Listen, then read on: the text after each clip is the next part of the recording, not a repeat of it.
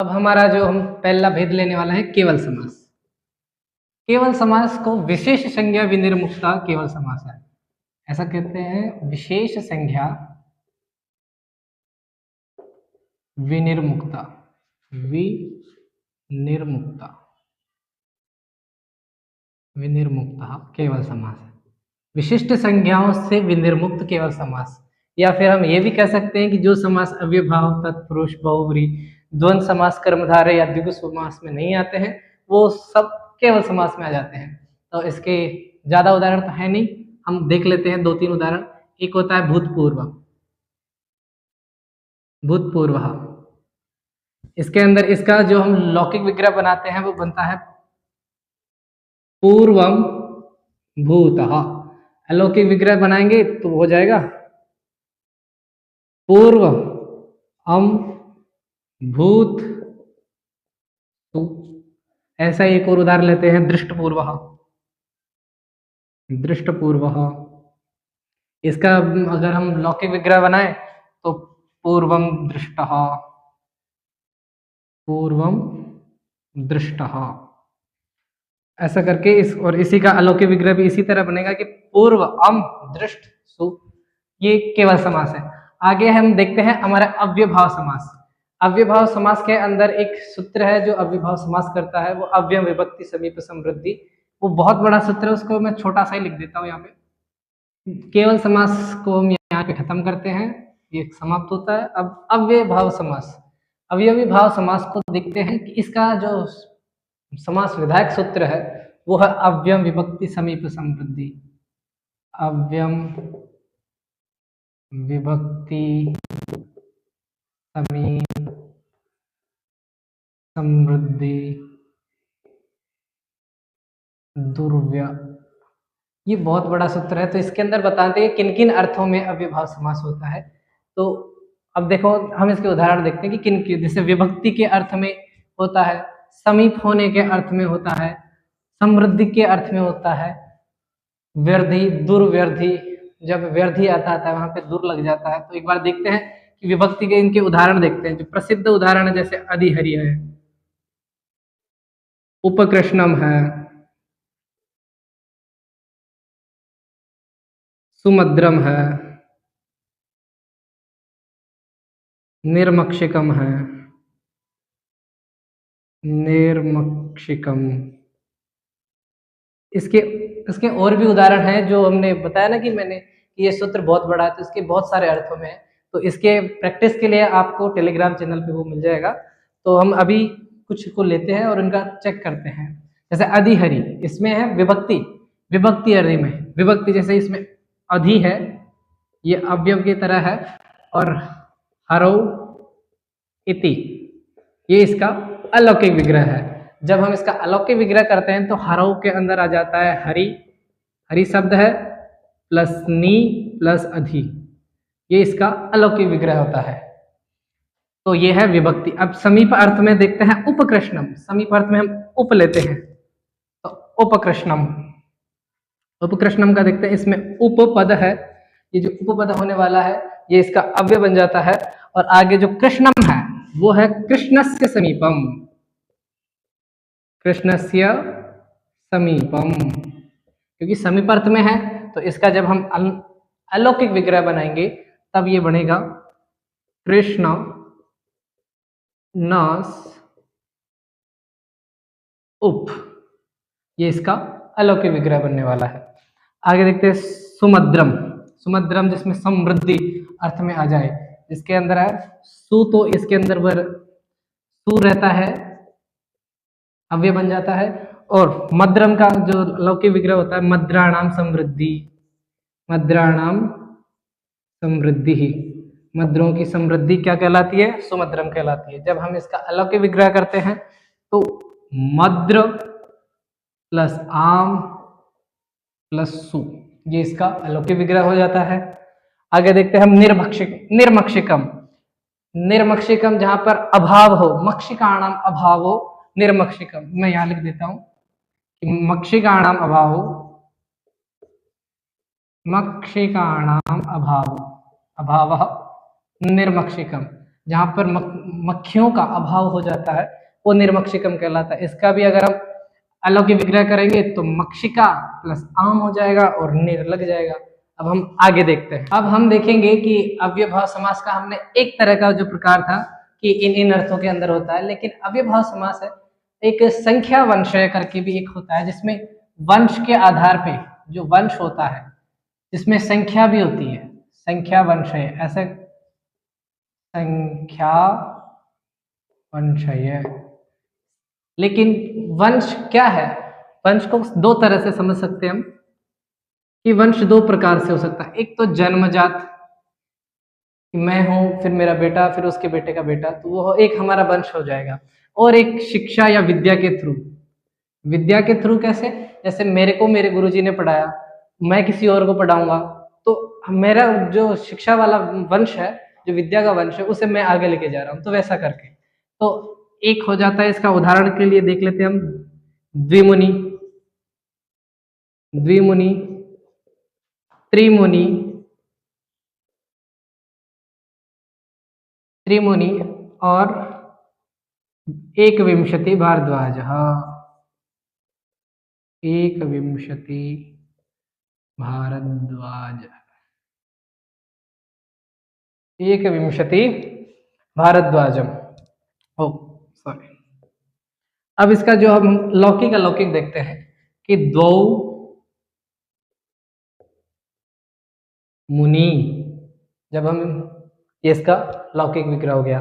इसका देखेंगे तो त्रयः मुनयः,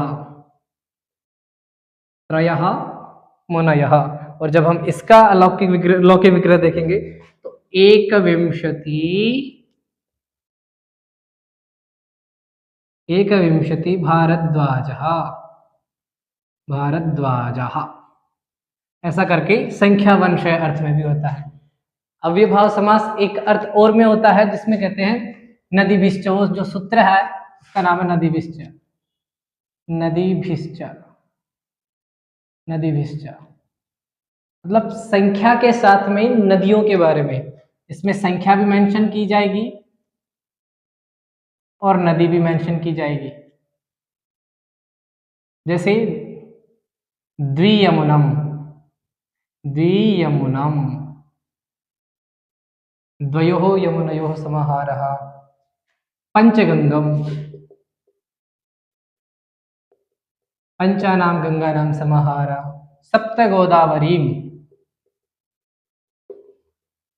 सप्तगोदावरीम, सप्तगोदावरीणाम समाहारः। ऐसे करके अव्ययभाव समास हमारा समाप्त होता है। इसके जितने भी जो प्रैक्टिस सेट हैं, कि क्योंकि हम सबको एक साथ तो नहीं ले सकते हैं, तो जितने भी प्रैक्टिस सेट होंगे वो आपको टेलीग्राम चैनल पे मिल जाएंगे, तो वहां पे जाके आप इसका अच्छे से अभ्यास कर सकते हैं। आगे हम देखने वाले हैं तत्पुरुष। हमारा जो अव्ययभाव समास है, इसमें एक बात मैं बताना भूल गया कि पूर्व पद प्रधान होता है, पूर्व पद इसमें प्रधान होता है अव्ययभाव समास में। अब जो हमारा तत्पुरुष समास आने वाला है, इसमें उत्तर पद प्रधान होता है, जो हम आगे देखते हैं।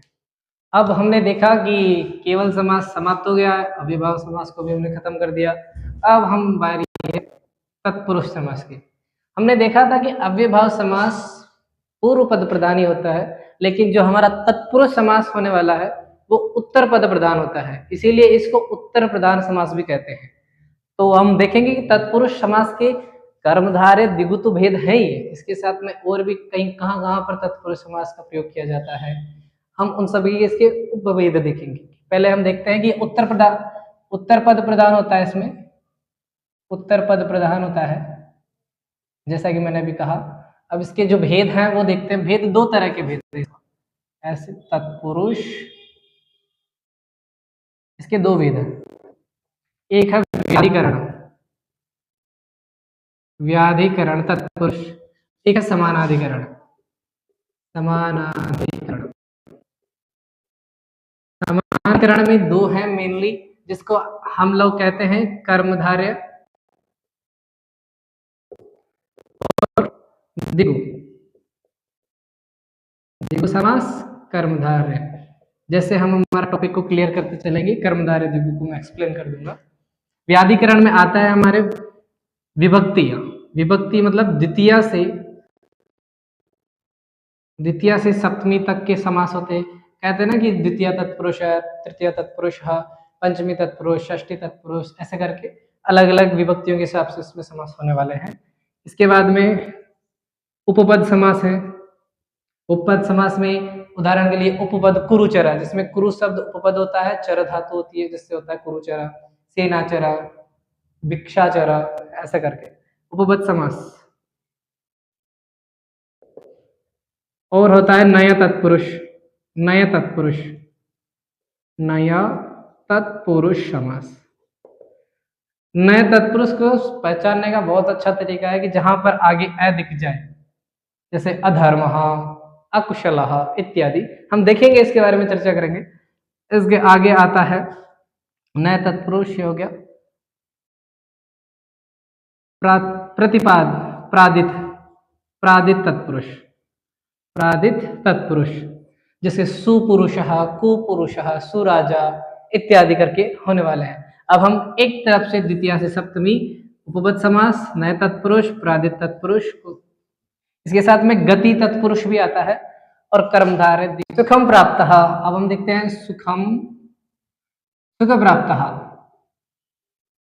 इसका जब हम विग्रह करेंगे तो सुखम प्राप्त है, सुख को प्राप्त किया है जिसने, वही द्वितीय तत्पुरुष हो जाएगा। इसके बाद इसके हमें और भी जितने भी उदाहरण हैं, मैंने बार बार बताया है कि टेलीग्राम चैनल से जुड़िए और टेलीग्राम चैनल पे आपको जितने भी यहाँ के PDF वगैरह जो भी चाहिए, एग्जाम के सेट, प्रैक्टिस सेट जो भी चाहिए वो आपको वहाँ मिल जाएगा। अब देखते हैं तृतीय विभक्ति। ऐसा तत्पुरुष जिसमें तृतीय विभक्ति प्रदान हो।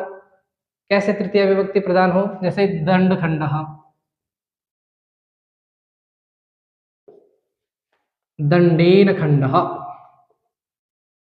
लकड़ी की कोई डंडा है उससे खंडित कर दिया गया है।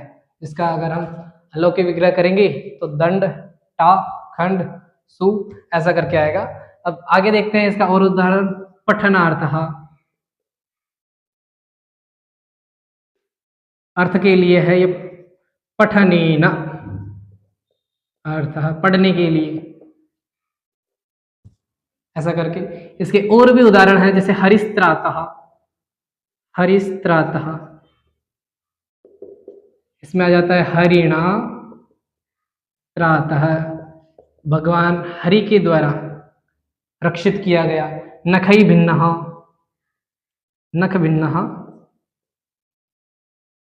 इसका हो जाएगा नखई भिन्नः, नाखों के द्वारा अलग किया गया, नखई भिन्नः। इस तरह से हम देखेंगे चतुर्थी तत्पुरुष। चतुर्थी तत्पुरुष के अंदर अर्थ में इनके मुख्य सूत्र होते हैं कि उनके अर्थों के हिसाब से चलते हैं। जैसे कि इसके अंदर देख लेते हैं अर्थ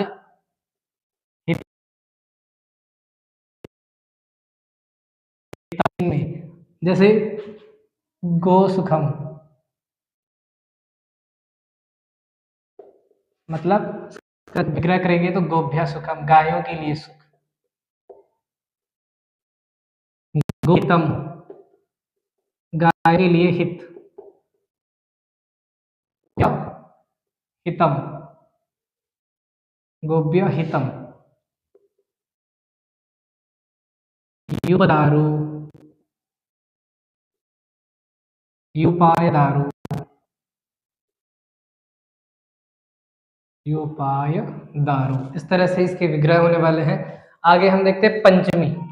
पंचमी जो विभक्ति है उसका जो सूत्र आता है वो पंचमी भयेना, डर के अर्थ में। जैसे चोरात भयम, कोई चोर से डरता है तो वो उसे कहते हैं चोर भयम।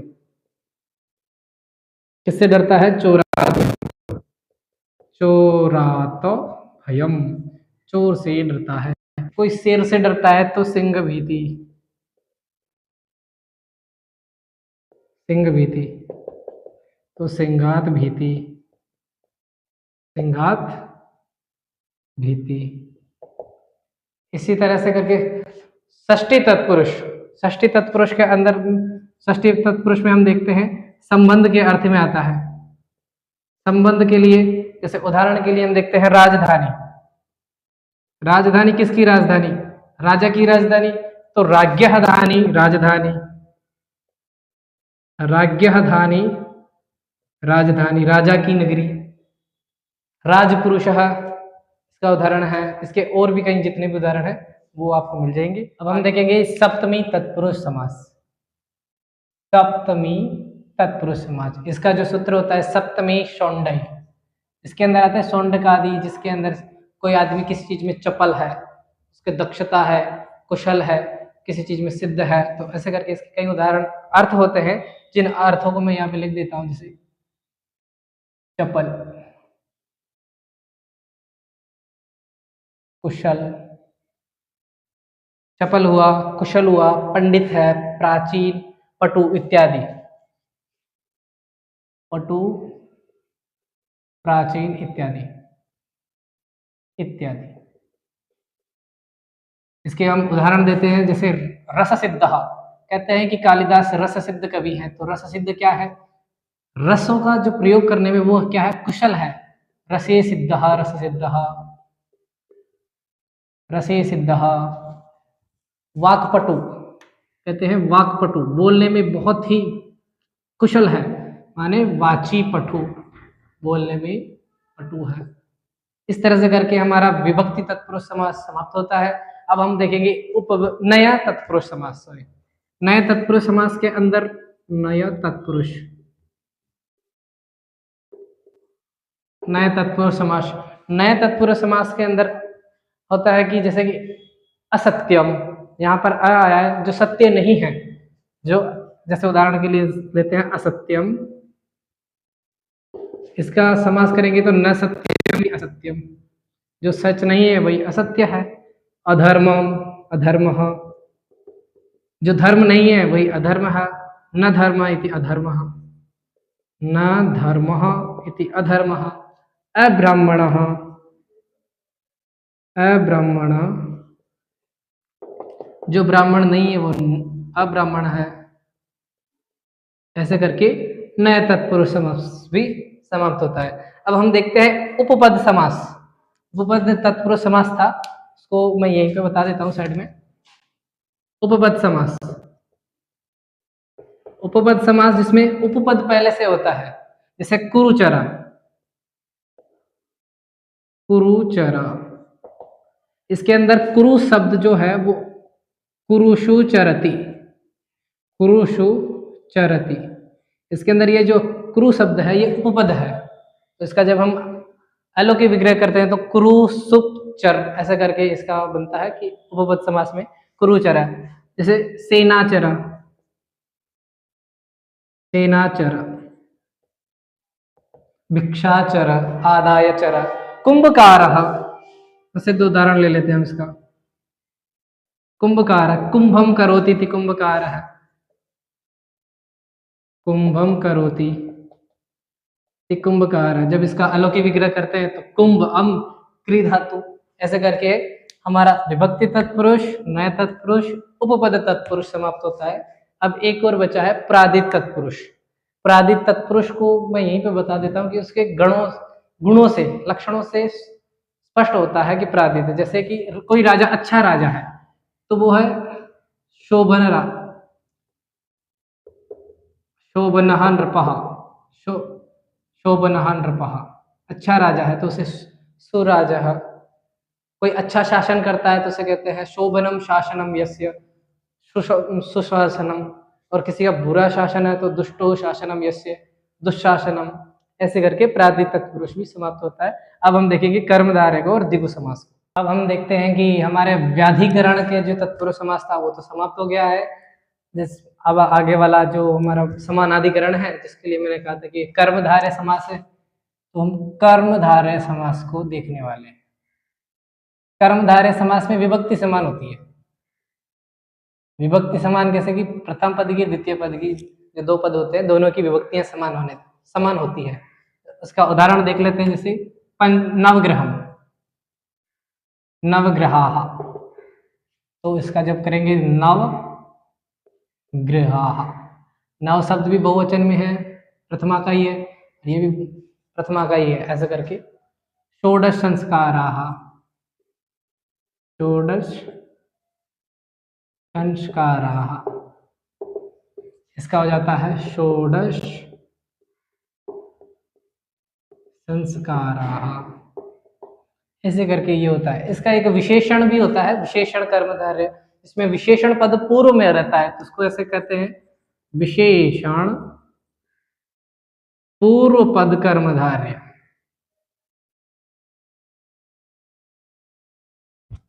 जिसमें नीलोत्पलम ले लो, नीलोत्पलम, नीला है जो उत्पल है, नीलोत्पलम। और देख सकते हैं इसके कृष्ण सर्पः, कृष्णः सर्प, कृष्णः को कृष्ण सर्पः। इनका जब विग्रह करेंगे तो कृष्णः सर्पः, कृष्णः सर्पः, नीलम उत्पलम, नीलम उत्पलम। यहाँ पे विभक्ति भी सेम है और ये कृष्ण जो शब्द है वो सर्प की विशेषता बता रहा है कि सर्प काले कलर का है, और जो ये नीलम है ये बता रहा है कि कोमल जो कमल है वो नीले कलर का है। अब हम द्विगु समास को भी देख लेते हैं यहीं पर कि द्विगु समास क्या है। द्विगु समास को समझने के लिए हमने एक बार पीछे याद हो तो अव्ययभाव समास में किया था नदीव्यश्च, जिसमें हम संख्या के बारे में भी पढ़ा था कि संख्या भी आती है, वो इसका अपवाद है। लेकिन नदीव्यश्च कहता है कि नदियों के साथ में संख्या आएगी तो अव्ययभाव है, लेकिन द्विगु समास में संख्या ही आती है। जैसे त्रिभुवनम, त्रिभुवनम, त्रि इसमें पहले संख्या आ गई, संख्या पूर्व में आएगी, बाकी का आगे का पद रहेगा। त्रिभुवनम माने त्रयाणाम, भुवनानाम, भुवनानाम समाहारः, तीन भवनों का समाहार है। ऐसे ही हम देख लेते हैं पंचरात्रम, पंचरात्रम या पंचरात्रम, पंचानाम रात्रिणाम समाहारः, पंचपात्रम, पंचानाम पात्राणाम समाहारः। इसको आइडेंटिफाई करने के लिए इतना इनफ है कि द्विगु समास अगर आइडेंटिफाई करना है तो हमें प्रथम पद के अंदर संख्या देखने को मिलेगी। बस हमें इतना सा ध्यान रखना है कि नदीभिष्ट सूत्र ना लगा हुआ हो या फिर नदियों के बारे में इसमें डिस्कस नहीं किया गया हो। अब हमारा जो नेक्स्ट समास आने वाला है वो बहुव्रीहि समास है। अब हम बहुव्रीहि समास को देखिए। बताने से पहले मैं एक बार कर्मधारय का हमारा छोटा सा पार्ट यहाँ पर रह गया था, उसको मैं करवा देना चाहता हूँ कि किसी भी तरह से हमारे प्रश्न रहे ही नहीं कि कर्मधारय क्या है। उपमान और उपमेय में भी आता है। कभी उपमान शब्द पहले आता है, तो जैसे कि घनश्याम, उपमान हम किसी की उपमा देते हैं ना कि चांद के जैसा मुख है, शेर के जैसे गरजता है, ऐसी जो उपमाएं देते हैं उसके अंदर उपमान और उपमेय होता है। जिसकी उपमा देते हैं, जैसे कि चांद का जैसा मुख है, तो किसकी उपमा दे रहे हैं हम? चांद की, तो वो होता है उपमान, उपमान। और जिसके लिए दे रहे हैं, जैसे मुख, मुख के वो उपमेय होता है। तो जो उपमान पद होता है वो पहले आ जाता है इसमें। तो घनश्याम है तो उसमें घन इव श्याम, ऐसा करके इसके बनते हैं। चंद्र मनोहर, चंद्र मनोहर, चंद्र इव मनोहर, चांद के जैसा मनोहर है। और एक इसमें तो उपमान पहले आता है, एक कर्मधारय के भेद में उपमेय पहले आता है। उपमेय पहले आता है। जैसे कि कहते हैं कि शेर के जैसे धाड़ता है, लेकिन हम ऐसे कहते हैं कि शेर आदमी के जैसे धाड़ता है, तब वो उसमें ऐसा हो जाता है कि पुरुष व्याघ्र, पुरुष व्याघ्र, पुरुष व्याघ्र, पुरुष सिंह। तो ऐसा करके एक कर्मधारय का थोड़ा सा पार्ट रह गया था। अब हम देखते हैं बहुव्रीहि, हमारा बहुव्रीहि समास। बहुव्रीहि, बहुव्रीहि समास हमने देखा अव्ययभाव समास के अंदर हमारा पूर्व पद प्रधान होता है, तत्पुरुष में हमने देखा उत्तर पद प्रधान होता है। बहुव्रीहि के अंदर ना तो पूर्व पद प्रधान होता है ना ही उत्तर पद प्रधान होता है, दोनों नहीं होते। क्या? अन्य पद प्रधान होता है। अन्य पद, जैसे कैसे अन्य पद प्रधान होता है? अब हम देखते हैं, एक उदाहरण लेते हैं। पीताम्बर, पीताम्बर को देखते हैं कि पीतः अंबरः यस्य सः, पीले रंग के कपड़े हैं जिसके। अब किसके? ना तो इसमें पीत है ना अंबर है, दोनों ही प्रधान नहीं है। अब ये तीसरे आदमी को इंडिकेट करता है कि कौन है, विष्णु, जगत पालक विष्णु के बारे में इंडिकेट करता है ये। जैसे नीलकंठ, नीलकंठ के अंदर देख लेते हैं कि नील कंठ यस्य सह, वही सिचुएशन आ रही है कि ना तो नील इसमें प्रधान है ना कंठ इसमें प्रधान है, इसमें प्रधान है तृतीय, तृतीय या अन्य पद, अन्य पद। नीला गला किसका है, नीलकंठ है, मोर को भी कहते हैं, और एक नीलकंठ है महादेव। समुद्र मंथन के समय पे उन्होंने कालकूट विष पिया था, इसके कारण उनका गला नीला हो गया था। तो नीलकंठ की दोनों पद, पूर्व पद उत्तर पद प्रदान न होकर तीसरा कोई अन्य पद ही प्रदान निकल जाए। जैसे लंबोदर ले लेते हैं हम, एक लंबोदर, लंब उदर यस्य सह, लंबोदर जिसका पेट लंबा है, किसका पेट लंबा है, गणेश, इनका विशेषण है। तो जिसके अंदर दोनों पद प्रदान ना होकर किसी अन्य पद के बारे में बात की जाए, किसी अन्य पद को इंडिकेट किया जाए, वो बहुव्रीहि कहलाता है, अन्य पद प्रदान होता है, ये बात ध्यान रखना है। आगे हम देखते हैं द्वंद्व समास। तो हम देखेंगे हमारा द्वंद्व समास। द्वंद्व समास के भी भेद है, तो द्वंद्व समास को ध्यान से देखना है। वैसे तो द्वंद्व समास को आइडेंटिफाई करने के लिए हमें एक अव्यय की जरूरत पड़ेगी, जो मैं अभी बता दूंगा। द्वंद्व समास, द्वंद्व समास दो समास होते हैं, दो तीन भेद हैं इसके। एक होता है इतरेतर, इतरेतर द्वंद्व, इतरेतर योग, इतरेतर योग द्वंद्व, योग द्वंद्व समास। एक होता है एक शेष समास, एक होता है समाहार समास, समाहार द्वंद्व समास, द्वंद्व समास। इतरेतर क्या है, इसका संधि विच्छेद करके देंगे तो इतर प्लस इतर प्लस योग अलग अलग से बनता है। जैसे अलग अलग कैसे, जैसे कि हम उदाहरण ले लेते हैं इसका, विष्णु, विष्णु रुद्रो, इसमें इतर इतर, जैसे कि विष्णु च, विष्णु च रुद्रौ च, रुद्रौ च। और उदाहरण ले लेते हैं, जैसे राम कृष्ण, राम कृष्ण, तो रामश्च,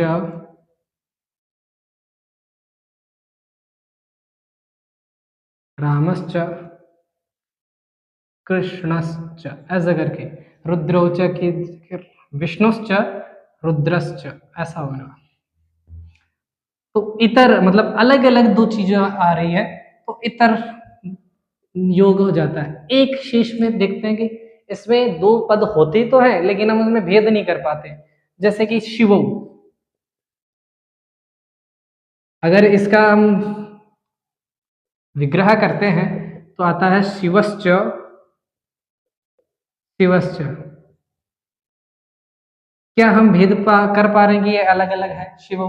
जैसे रामो, रामश्च, रामश्च, हम भेद नहीं कर पाते एक शेष द्वंद्व समास में। एक होता है समाहार द्वंद्व समास, इसको समझने के लिए कहते हैं कि इसके तीन मतलब घटक होते हैं। उदाहरण के लिए मैं ले सकता हूं समाहार समास के लिए, एक मिनट देखते हैं। समाहार द्वंद्व समास, जैसे घटक, तीन घटक हमारे राजस्थान में फेमस है कि दाल बाटी चूरमा। तो अगर मैं इन तीनों को अलग अलग कर दूं, कि दाल अलग कर दूं, बाटी अलग कर दूं, चूरमा अलग कर दूं, तो इनमें से तीनों में से अगर एक एक को पर्टिकुलर देखें तो इनका खास महत्व नहीं होता। अगर जब ये तीनों समूह में रहेंगे तब ही इसका महत्व रहेगा। तो हम देखते हैं हमारा